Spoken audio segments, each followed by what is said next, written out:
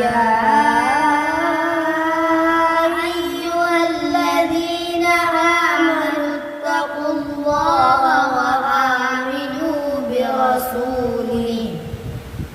وآمنوا برسوله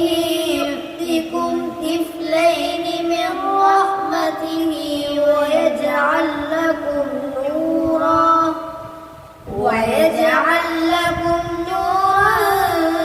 تمشون به ويغفر لكم والله غفور رحيم.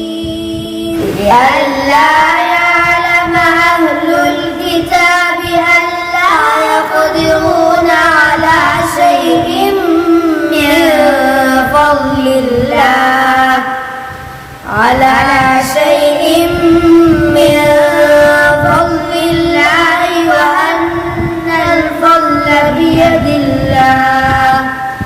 وأن الفضل بيد الله يؤتيه من